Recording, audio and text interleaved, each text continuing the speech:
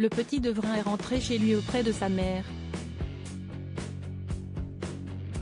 L'enfant de 6 ans, blessé dans le grave accident de la route provoqué par Pierre Palmade le 10 février dernier, sur une route départementale de Seine-et-Marne, a passé plusieurs jours dans le coma. Il était sérieusement blessé à la tête. Sa mâchoire a été fracturée au moment du choc. Il a dû subir plusieurs opérations chirurgicales et est finalement sorti du coma 6 jours après le drame. Ce lundi 27 février, il a pu quitter l'hôpital Necker, rapporte BFM TV. Mais son état de santé nécessite toujours une surveillance accrue. Yilmaz Yacout, cousin de la famille de Devrin, a donné des nouvelles du petit garçon. Il est sorti avec un corset, qui le couvre du ventre jusqu'au cou, pour ne pas trop bouger, a-t-il expliqué à nos confrères de BFM TV. Et d'ajouter, il peut maintenant être soigné chez lui, avec une infirmière qui passe tous les jours, pour voir si tout va bien.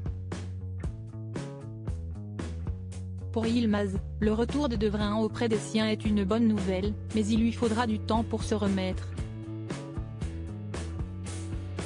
Ce dimanche, l'avocat de la famille des victimes, Memourad Batik, avait indiqué sur le plateau de BFM TV que le petit garçon était dans un état très compliqué.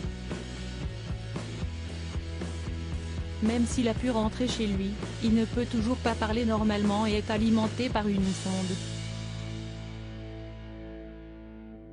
Il pourrait garder de lourdes séquelles toute sa vie.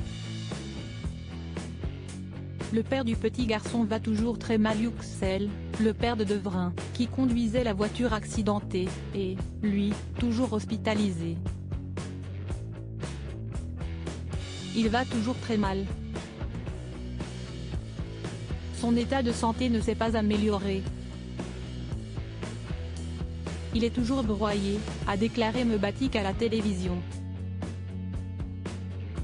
L'homme a dû subir pas moins de 7 opérations et, outre les nombreuses fractures, souffre de graves lésions sur ses organes. Dans l'accident, la passagère, belle-sœur du conducteur, a perdu son bébé. Elle était enceinte de 6 mois et devait accoucher d'une petite fille le 14 mai. Selon BFM TV, les premiers examens pratiqués sur le fœtus confirment que l'enfant est né vivant et viable. Il ne présentait aucune malformation. Le procureur de Melun a demandé des analyses complémentaires, dont un examen anatomopathologique et une expertise de synthèse. Si les résultats viennent confirmer le fait que le bébé est né vivant, le chef d'homicide involontaire, dont est accusé Pierre Palmade, devrait être maintenu. Article écrit en collaboration avec 6 médias Crédit Photo, Rindov Guirec.